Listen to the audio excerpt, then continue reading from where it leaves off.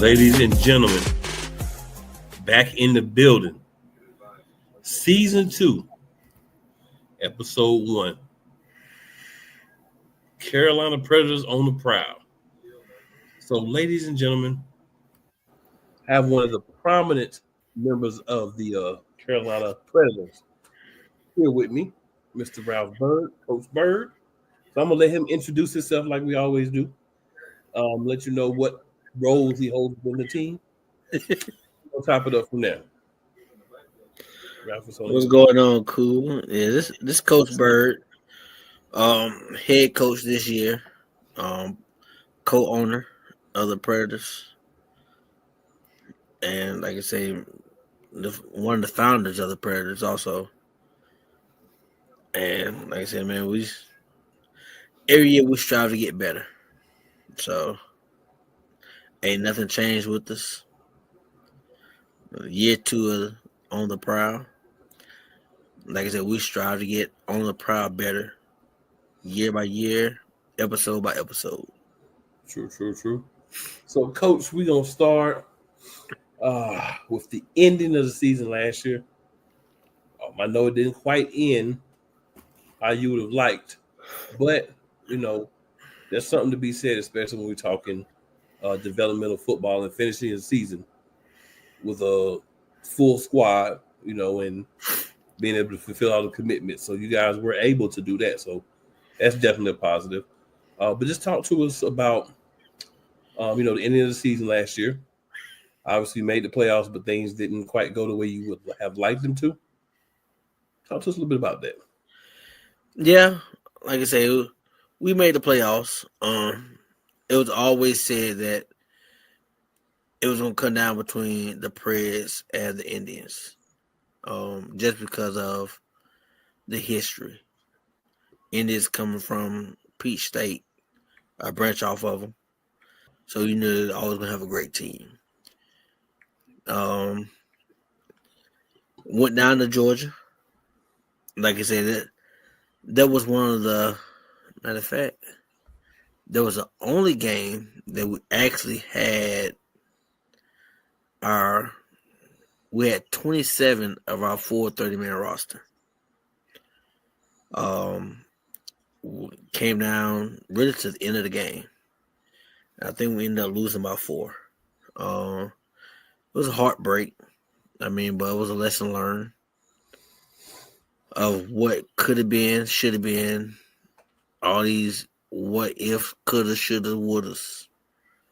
But like I said, as a coaching staff, as an ownership staff, for me, it was a lesson to learn from.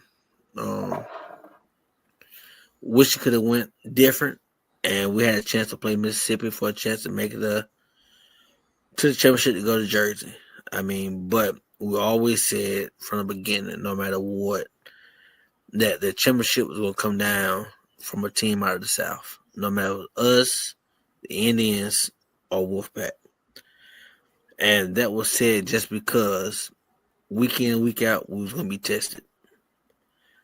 Because we had 4 teams down here. Us, Jersey, Wolfpack, Indians, and River Gators. And we all played hard-nosed football. So we knew from the beginning that one of us was supposed to win the championship. And Mississippi did it. Like Coach Strong and his crew, staff, his team. Like I say, we played them twice. Hard-nosed football team, coaching staff, have nothing but respect for that organization down there, which showed the championship game. They never quit to the end, no matter what. So I think about that game against the Indians every day. What I could have did different. What we could have did different as a team, coaching staff. But like I said, my guys played a hell of a game. From start to finish, they played their hearts out. It just wasn't meant to be from what I've seen. But like I say, 2026 is a new year. 2025 is over with.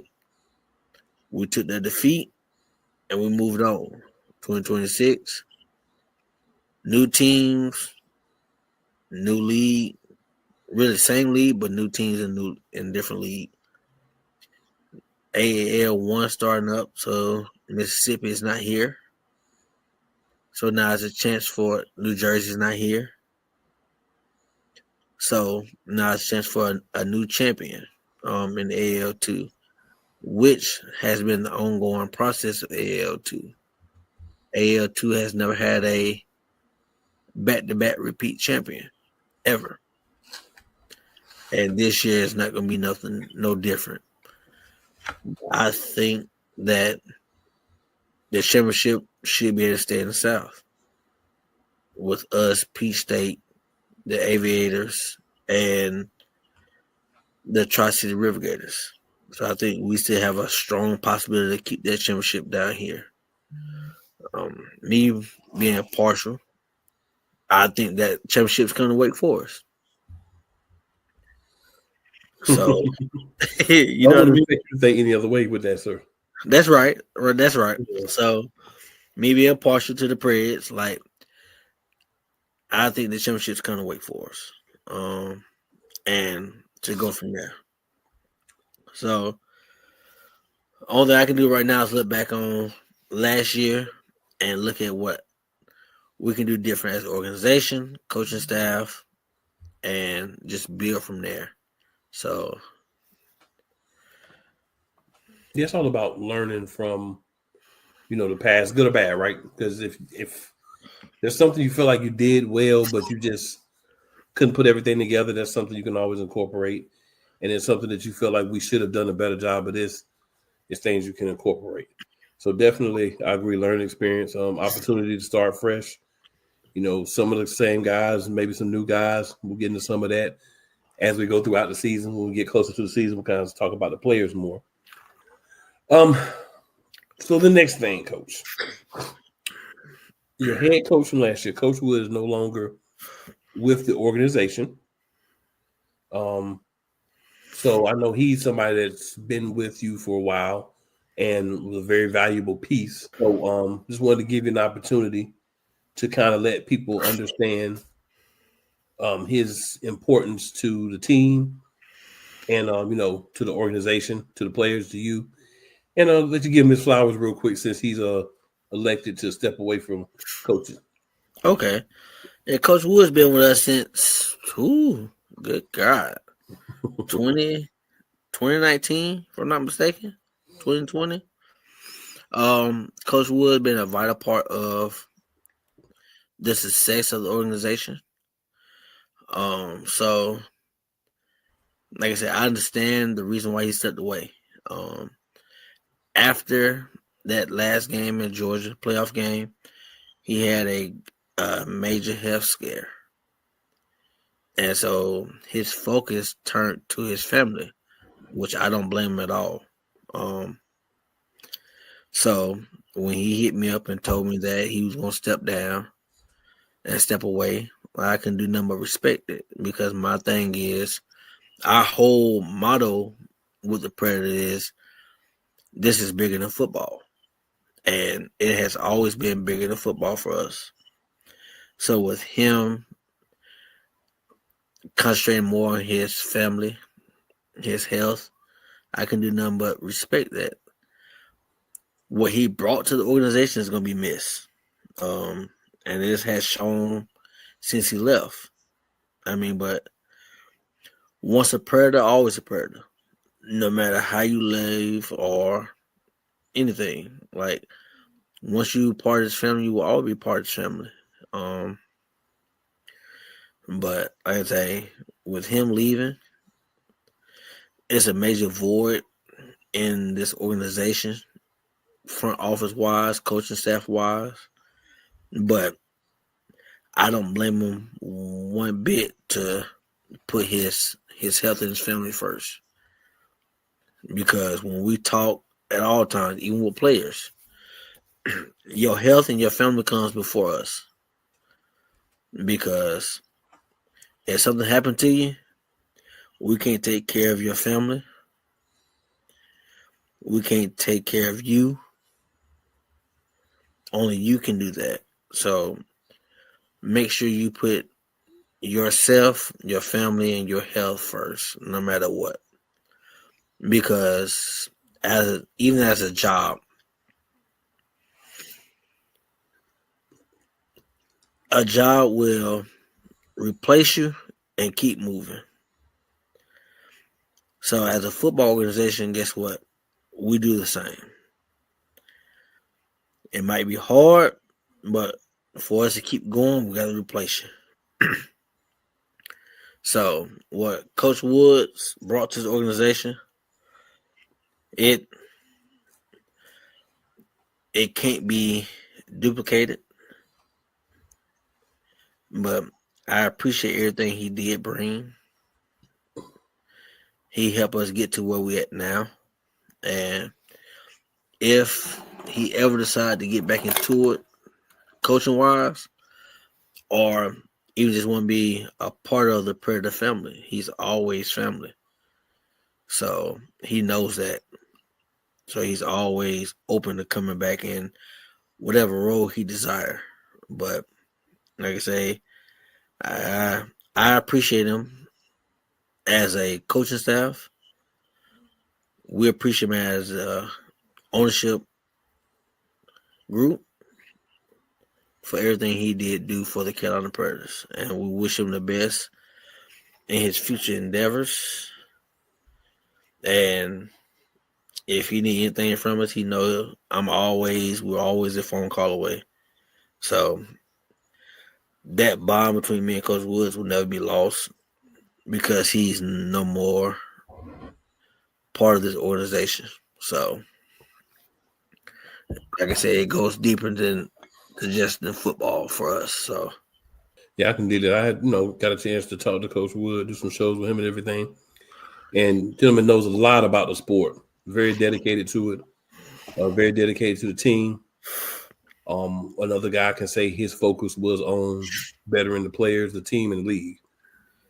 And there's not an abundance of gentlemen like that. There's other guys within this organization with the AL too like that, but he's definitely one of those guys that really said, man, this guy really cares about what happens with his team, and we know with the league, he wants the league to be successful. So I definitely feel like he'll be missed, and shout out to him, and hopefully we'll see him back at some point in some type of role with the Predators or with the league of some sort. So yes, hopefully we'll see that. But now we can kind of put last year to bed, so to speak. Lessons will be learned, but we've talked enough about last season. We can kind of move on to this season.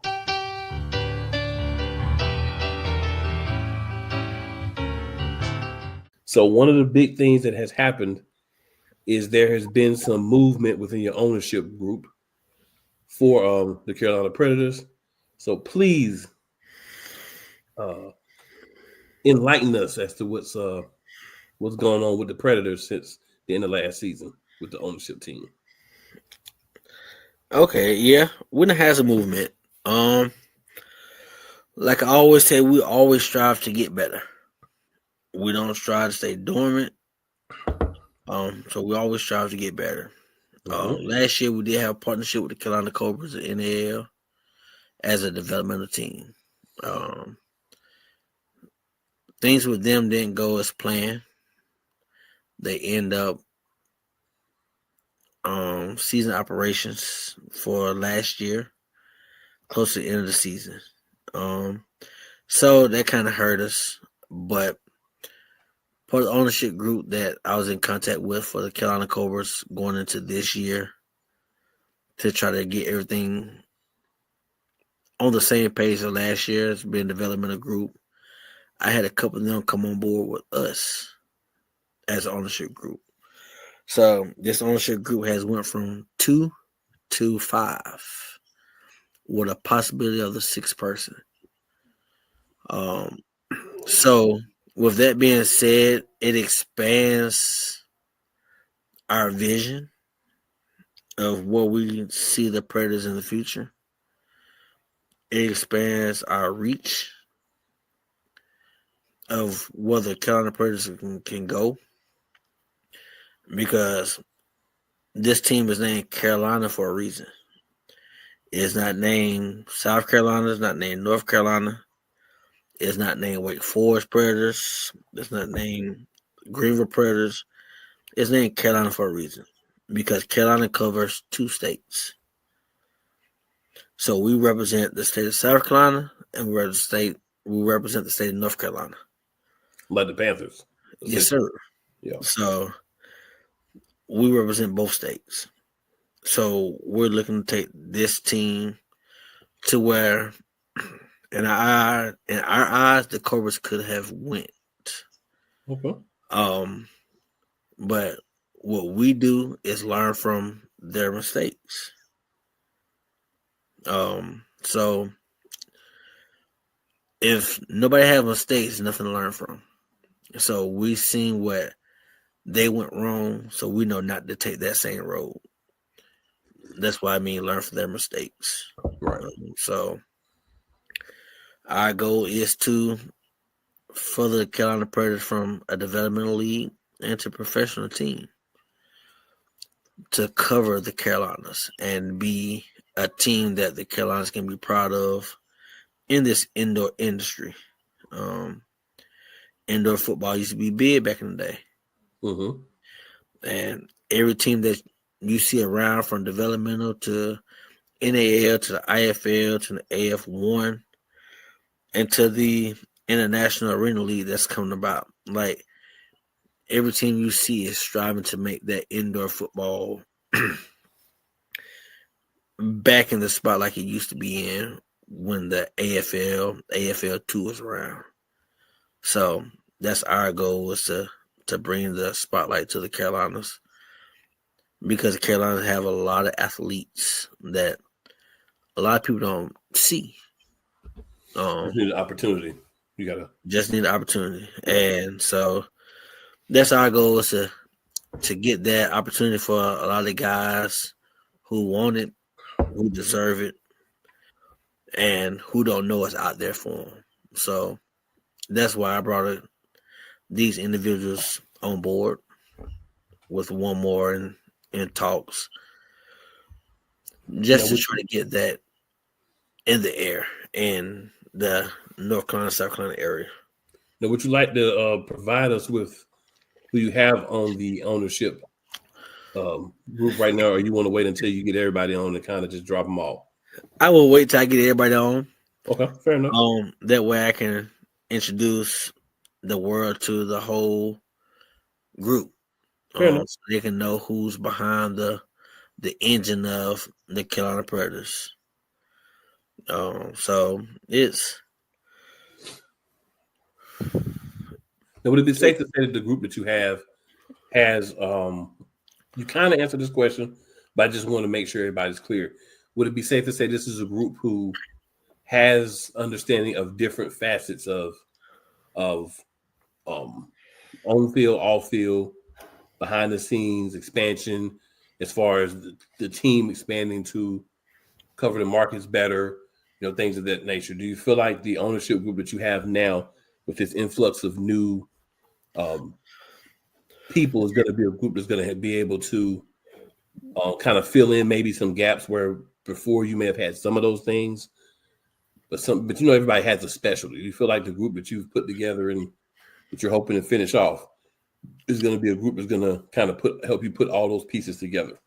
Yes, sir. I believe the group that I'm trying to get put together. If I can get this last piece put in, I think we cover every aspect of an organization needs to be successful, from financially, the know-how of on-field product, off-field products, the what I'm trying to say, the footwork that it takes to get out of the community, for a team to be successful. So I feel that the group that I'm trying to get put together with the organization will cover every aspect that you need to be successful in the short term and the long term. Because our goal is to be successful in the long term. Like, we're not just trying to be a short term team. Like, we're trying to make it to be a long term team for years to pass. When I'm not able to do it, I still look for this team to still be able to go forward. Everything that we're doing now, plus more. So I think right now everything is falling in place.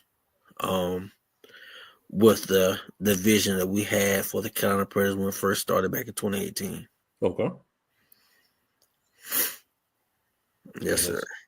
That's always a good thing, man. It's exciting when you can kind of have a soft reboot, so to speak. You know, when you add new people to ownership, it kind of changes the dynamics of everybody's expectations. You know, you have a larger brain trust, like you said. You have access to more capital, so more things that you can do. You had the opportunity to get some fresh voices. You know, you still have a brand that people know. So jumping off that question, another question for you, and I'm attempting to not ask the questions in a way where you're revealing more than you might want to reveal at the time. You know what I'm saying? But is the goal to obviously make it through this season in AAL2? But is your goal to have a successful season in AAL2 and then look and see what other opportunities may be available for the Predators, you know, after the season? Okay, so yeah, I go from the beginning. When I brought the group that I have in now, we had a 3-year goal, a 3-year plan, which was this is year 1 for our 3-year plan. Okay. Year 1 and year 2 was to build the organization front office, the brand, and then the goal was to move up. NAL, IFL. That was the first thing that was the ones that was available. NAL, IFL, AF1 was the leagues that was available for year 3. But with the AAL coming out, with the Columbus Lions, the Woodland Miners, Mississippi Wolfpack, New Jersey Bearcats, it is a possibility that we might try to, I won't say speed rush it, but with the lining of the East Coast teams, it's a possibility that we might try to move up our goal to year 2. But we're not going to push something that's not there. We'll love to move to AAL year 2, especially with Peach State come back to AAL 2, to make the league stronger in the AAL 2. But we're not going to rush anything, because when you rush things, then it kind of hinders your goal. So what we are going to do, we're going to continue to go our plan to what we set forth of how we see the organization going. And then at the end of the season, AL2, we'll win a championship. We don't. We'll go back to the drawing board and see what's best for our organization for next year. So, like I say, it all depends on how we feel that's going to be best for the organization. And we'll make that determination at the end of the season. And once we make the determination, you can trust and believe we'll make an announcement on the Prowl of our expectations of 2027. We'll be back AL2, we'll move to AL1. But right now, our focus and goal is to have a successful AL2 season. Our focus and goal is to come out of AL2 regular season as AL2 South champions and move on to the AL2 championship and finish the goal that we fell short on last year. So I said right now our mindset is on 2026. What we're gonna do this year. Coaching staff ownership goals. It's finish this year on a positive note. Getting into the community. Partnerships with different places in the Tri area because we are based out of Raleigh, North Carolina. Even though we're playing our games in Wake Forest right now, which is only about 30 minutes away from Raleigh. So we're basing our reach in that area besides going down to Charlotte, Greensboro, Winston, South Carolina. So we're reaching everywhere, but the team basis is Raleigh, North Carolina. So, like I said, the only thing I can do is tell everybody stay tuned, follow us throughout the season. We might have some special announcements throughout the season of our goals for next year, or if we're going to move venues for next year, the 2027 season. Now, we have a couple of special announcements going on then, but right now our focus on 2026. What's going to happen come April 11th, because our season starts April 11th in Georgia against Peach State. So right now our focus is on April 11th. Practice starts February 28th. So camp starts February 28th. So February 28th, only thing we focus on right now is the Peach State Cats out of Swanee, Georgia. So one game at a time, 1 week at a time. So that's where we're sitting at. Fair enough. I did want to specifically ask this question.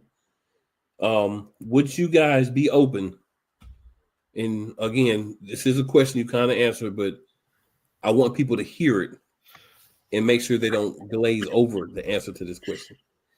Would you guys consider maybe, since you're kind of looking to be that team for North and South Carolina, doing games somewhere like a Charlotte, maybe like a Rock Hill, Columbia, somewhere, maybe not as your specific base, but it's somewhere you may go into that market, maybe not this year, maybe right, because it's take time to set up, but maybe next year, year after, where maybe you get a venue to do like a one game in different places within North and South Carolina, just to kind of see if you can hit different fan bases or get, different people that may not be able to get to the Raleigh area. Yeah. Game. Yes, sir. We consider all of that. Like I said, I'm out of South Carolina. Me and a lot of people know as Ricky McCain and Pretty Ricky. Played QB for us. He was the other part owner of the team from the start. Okay. We both out of South Carolina. So our goal when we started the team was to have this team based out of South Carolina. Right here where we stay at, you have the Bon Secours Wellness Arena that we talked to a couple times. But with their affiliation with a bunch of indoor teams from the past, got a bad taste in their mouth. So that kind of hurt us. So it really had to go to where was really fulfilling for an organization, fulfilling for players. Like most of our players since we started came out of North Carolina. So that's why our olive branch extended to North Carolina. Mm-hmm. So we're always willing to play any of the Carolinas just to bring that football to the States. So we have talked to Asheville. We have talked to Raleigh. We talked to Charlotte. Talked to Concord. We talked to Charleston. We talked to Greenville. So in them places, we not talked to Myrtle Beach. So in the places that's willing to do a one game contract with us in the future, our door's always open. We're always looking to reach a different community. If we move up and we have 8-game season, trust me, we're well within our means to do a 4-game stretch in our home base in Raleigh, North Carolina, but extend the reach to a Charlotte, a Concord, a Greenville, a Charleston, a Myrtle Beach area, just so they can have that experience.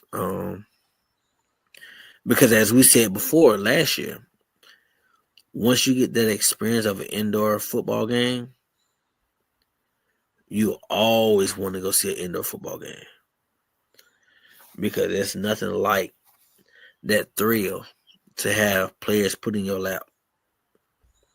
Agreed. There's nothing like that thrill to have the action right in front of you. You go to an NFL game, you go in there because of names. But you hardly ever see the guys up close and personal. But indoor game, you can shake a guy's hand while they're on field. Like, that's a difference. So, to answer your question, we're open to anything outside of the Raleigh area. But our home base will be in Raleigh. Right. So, we're open to anything to showcase this exciting game of indoor football, arena football. Because this is a once in a lifetime opportunity to see players, organizations, football teams, football really up close and personal. So any organization, any venue that's looking to have this kind of experience, feel free in the Carolinas, feel free to reach out to us. Because we're always willing to sit down and have a conversation to figure out what we can do to bring that to you. So everything is always open with us. Yeah, I wanted to ask that question specifically because I wanted, I'm in the Charlotte area myself, right?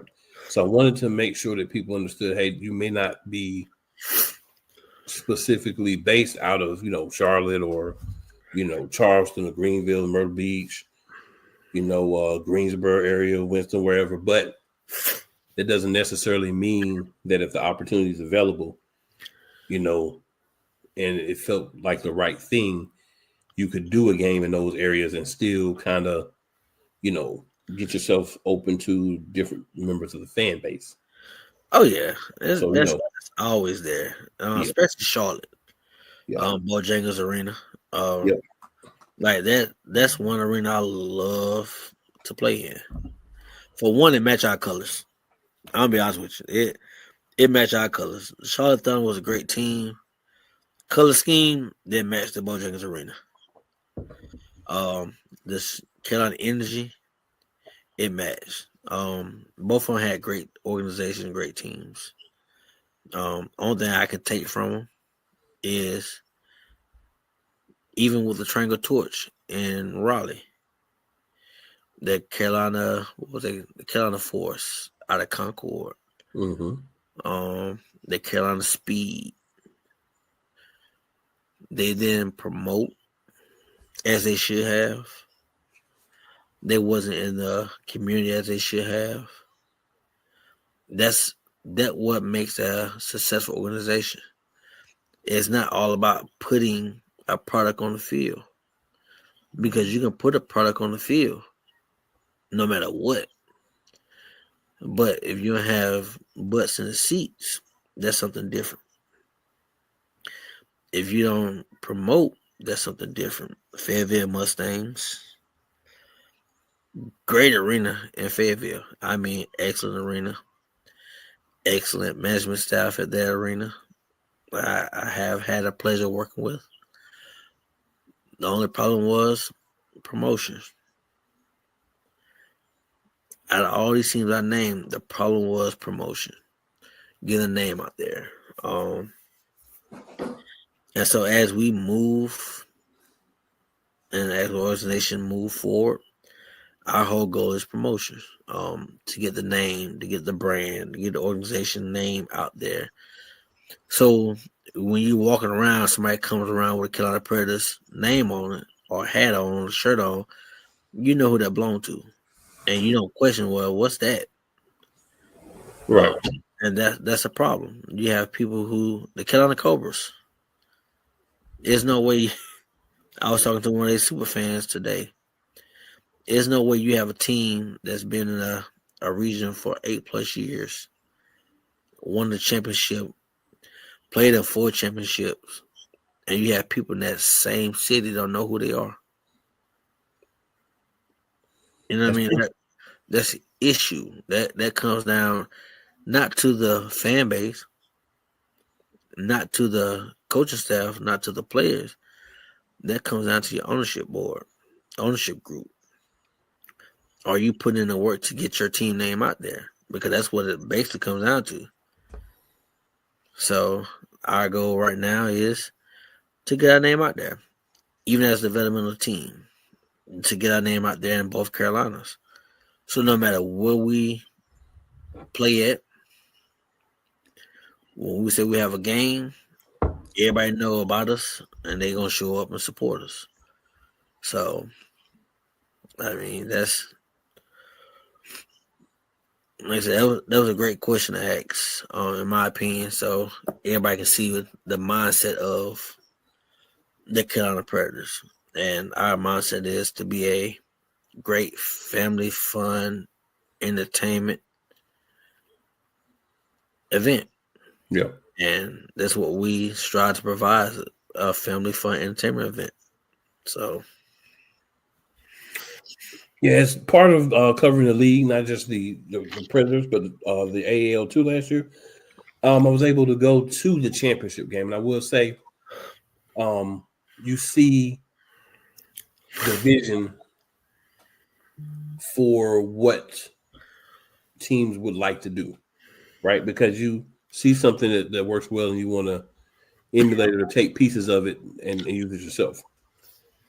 The Bearcats have, Lady Bearcats. They're very involved. They're a very big part of, what they do. They have things to kind of keep the crowd engaged and whatnot. And I wasn't able to go to every stadium last year, but just pointing out where I was able to go and what they were able to do there. Was able to get to some of the Predators games last year, and I'll be back for sure for some this year too. Going to try to get to some Aviators games, another Carolina team. But I just feel like it gives you an idea of seeing like if everyone could at least do that, right? How much more engaging overall AL2 could be. And obviously different teams are in different places as far as finances, as far as arenas, different things. So, but just seeing what could be on a minimal to help the fan engagement, it's just like wow, this is really good. Um, the Wolfpack, who were traveling there, um, traveled well, brought a lot of fans with them as well from Mississippi. So that means, obviously dedicated fans of theirs as well. Now, I just say that because their teams have moved. So getting back to you were mentioning the AAL. So there will be some teams from AL that will play some AAL2 teams. Now, obviously that won't be everybody, but not from a team perspective, but you looking as a member of AAL2. Do you feel that playing the AAL teams for those who do will be a benefit? And obviously, I know y'all do, but I'm just as a league as a whole, and if you want to speak to y'all specifically. yes, I feel it's gonna be a benefit, all the way around, from player development to organization development. Because now you get to put your team up against teams that's been around, especially like Columbus Lions. Columbus Lions has been a successful team for 20+ years. Willing, since they came, they have been successful.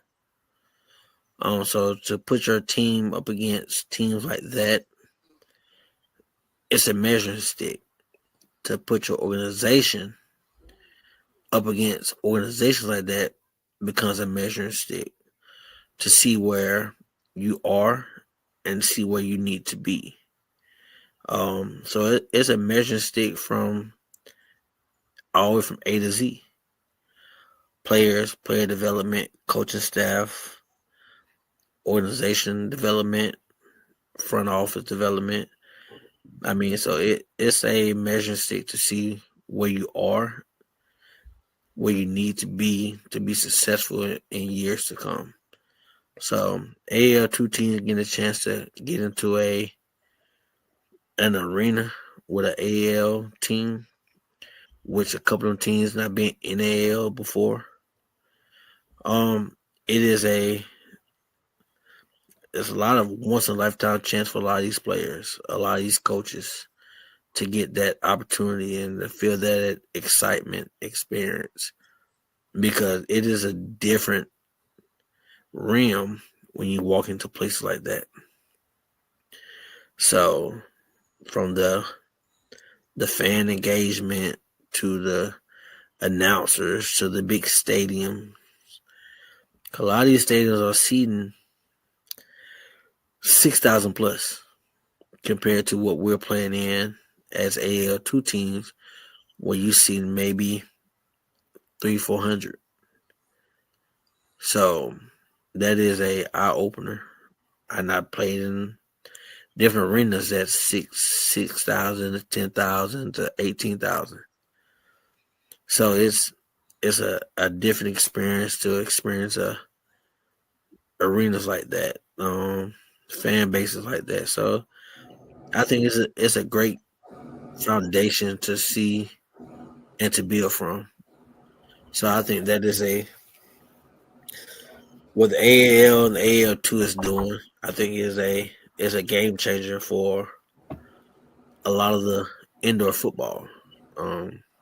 So I think this is a start of something great for now and the future.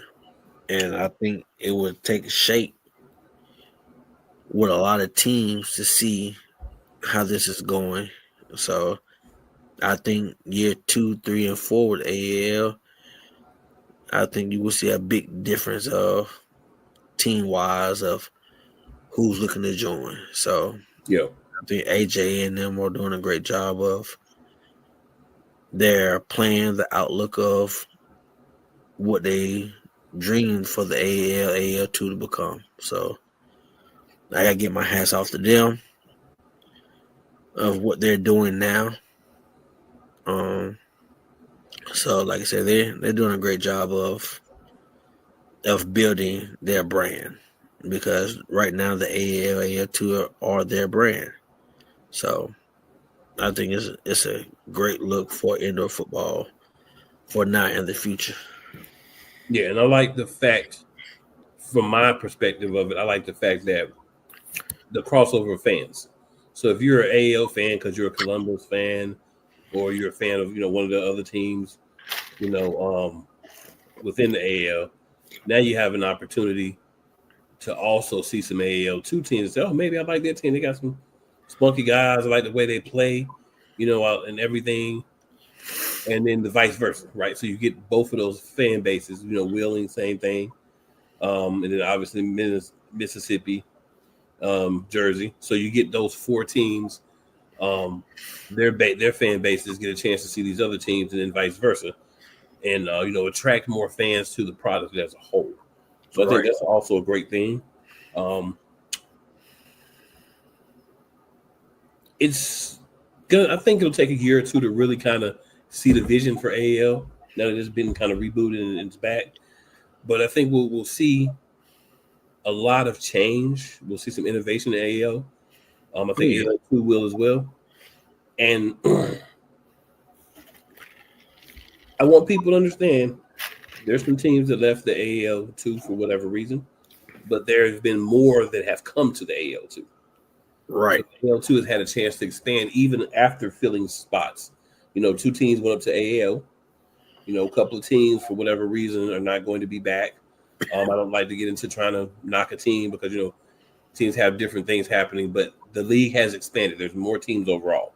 So when you can have teams leave or be discontinued or whatever happens with the teams, and still be able to expand the league. I think that you have a strong model that can continue and be successful, and I definitely do believe that's what AL2 has, and then that connection with AL, the opportunity for players to be seen, teams to be seen, broader audiences. I think it's going to be a very exciting year for AL2, and I think if you're going to win the championship AL2 this year, right, you're going to bring it. You're going to have to really bring it. I know we have teams that were here last year, but boy, we got some teams that are coming in that are hungry, and they're ready to come in and make a statement like Mississippi did last year. First year team in the league won last year. So, those are the type of things. Do you have another one of those? Do you have a team like you guys or another team that's been here, one of the OG teams that decided to say, you know what, we got the right mix this year?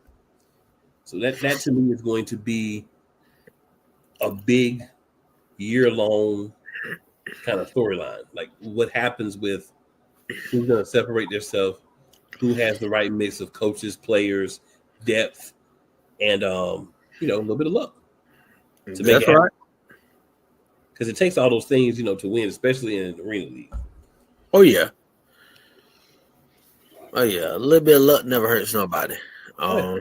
So you can have all the right tools and all the right places, but like they say, college say any given Saturday. NFL say any given Sunday. High school say any given Friday. I say so. Really, any given Friday, Saturday, or Sunday, the best team in the NFL. Any given Thursday or Friday too. Right. So the best team on paper might not always be victorious on the field. So really, all depends on preparation. Yeah. You know what I mean? So, like I said, this group that we have in the AL2 now is a good mixture of all. Mm-hmm. You have a lot of first-year teams, North Carolina, the New Jersey Eagles, the Carolina Aviators, which the team is new, but the ownership group is not. They have been around. Peach State Cats, they're not new to anything. They've been around for years. Geez, I can't remember all of these teams. Virginia Legion, they're a new team.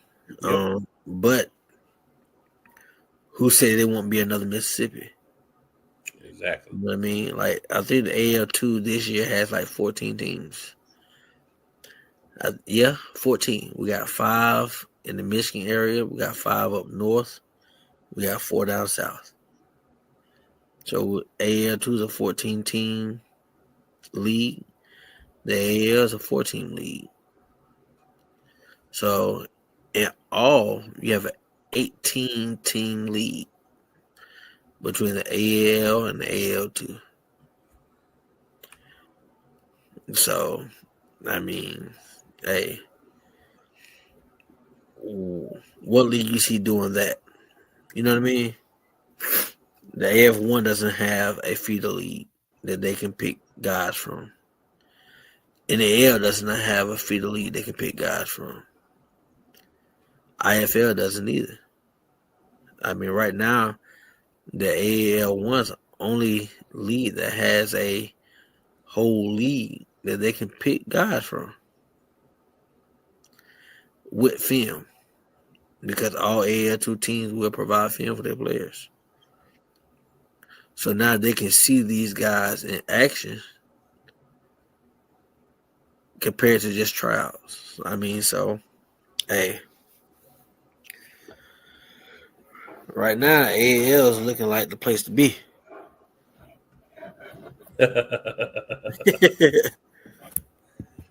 So we're gonna on our next episode we're gonna kind of dig into your coaching staff and different stuff like that. But for now, question I want to ask is, how are you feeling about the staff that you are, I'm sure, still in the process of putting together, but how are you feeling about what you've been able to put together so far? And if there are places where you're looking for a coach that you may not have on staff yet, what would you be looking for? The stuff I'm putting together so far, I think, is a great puzzle piece. We have announced our OC, Coach Gregory, which Coach Gregory he's a piece that has played the game. I mean, from the original AFL to the NAL with the Carolina Cobras. He has played in the IFL. So he has played in every last indoor league there is. So he knows what coaches and GMs are looking for. He knows how organizations run. He was actually with us last year, but got called up to Omaha with Coach Negrom and Omaha Beef. So he knows how great organizations are ran because Omaha has a great organization. So I give all kudos up there to the owner, Ricky, Coach Negrom in Omaha, which we had Coach Negrom on last year as the Cobras president. Matter of fact, I think our first episode. Yep. So, like I said, the coaches that I'm putting together now are good experienced coaches that knows the game, and I am still looking to add more coaches to the coaching staff who maybe don't know the game as far as coaching wise, could be in players, but who's willing to learn. Because, like I say, we're always looking to grow. So if the Carolina Predators do move up into a professional league, AAL, NAL, IFL, what we decide to do, we will look to bring in another team to the AAL too. So that's two whole coaching staffs that the Carolina Predators organization are looking to fill. So what better way to fill it from internal coaches? Makes sense. So coaches I bring in who's looking to learn that indoor game is coaching wise. What better way to come in now? Because like I say, when the Predators do move up, we'll introduce a whole nother organization to bring into the AL2. Because our whole goal as an organization is to build. So we build an organization, we build the leagues that we in. So we're part of AAL, why not bring in an AL2 team? Because guess what? Now we got our own feeder team. That's what a lot of teams don't think about. So I'm looking at coaches who's willing to learn. Don't think it's all about them. Who's willing to adapt? Because as an organization, we adapt with you. So we are, as an organization, are still looking for coaches. We're looking for interns, game day interns. So we're building from inside out. Not just players and coaches. Like we're building from ground zero. So, like I said, we're looking to have a whole fan experience on game day this year. From pre-game tailgates to in-game DJs. Miss Candace is going to have our dance cheer team ready to go. So it is a lot of things we have looking to get going for the 2026 season to implement a shift in the Carolina Predators organization and foundation. I dig it. So, Coach, please let the people know where they can find you, where they can find the organization, so that way they can go ahead and hop on board and start learning a little bit more about the organization, about what's going on. and game times, open practices, all the good stuff that could be happening. You can find me on Facebook as Ralph D. Bird. You can find me on Twitter as Coach D. Bird. Instagram, same Coach D. Bird. You can find the team on Facebook as Carolina Predators Arena Football. You can find us on Instagram as the same. Twitter, I'm not sure. I gotta check, but I think we can start our Twitter page. On LinkedIn, you can find us up on the Carolina Predators Football also. You can also go to our website, CarolinaPredators.com. That'll keep you updated with everything we have going on, open tryouts, game day schedule, roster movements. So pictures, videos.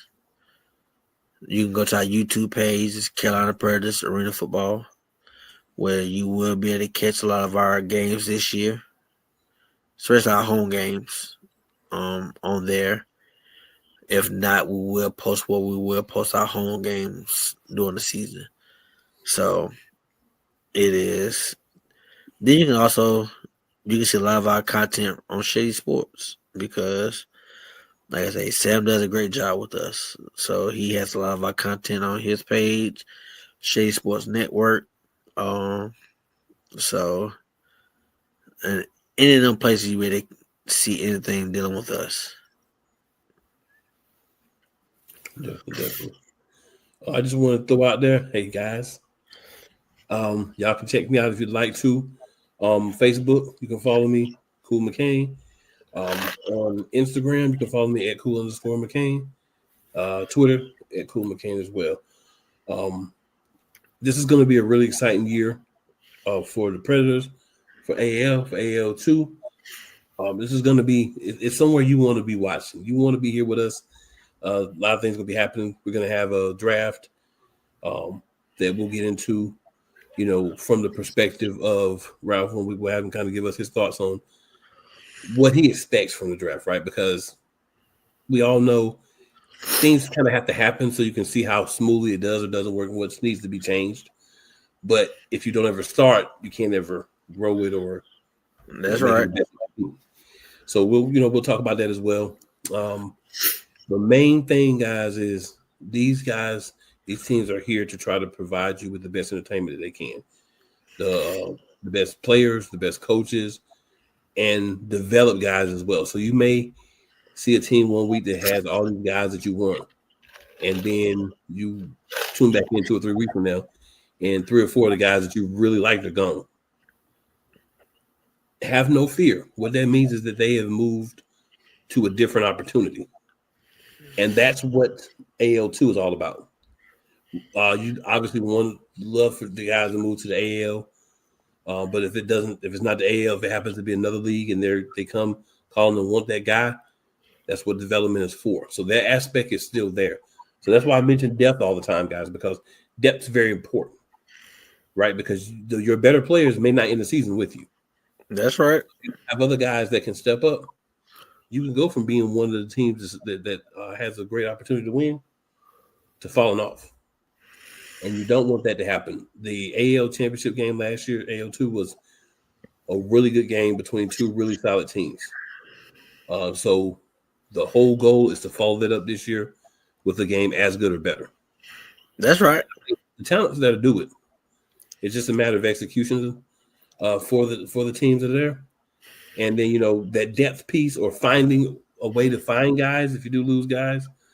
And, that's all on these particular organizations today here at the Carolina Predators. This is a team I believe that has a good opportunity to make a lot of noise this season. Once we start to get into coaches, players who are coming back, new signings, all those things, you'll get to see the team come together a little bit more. But tap in because this is going to be something you're going to want to be part of. And with that being said, the people, we are going to get out of here for the evening. We appreciate you. Make sure that you're liking this, you are sharing this, and that you are subscribing to whatever platform you're seeing this from. And if you're seeing it on multiple platforms, go ahead and show everybody some love. Yes, sir. Yes, sir. So we will be back next week. Well, we'll be back the week after next. We're going to be doing every other week until we get to the season, talking more about the Carolina Predators, and hopefully we'll be able to get you the know with the team, get your opportunity to meet some, if not all, of the ownership group, get an idea of who these good people are, what they'll be bringing to the team, the vision for the team, and all that good stuff as well. But we will catch you on the next episode, and we out.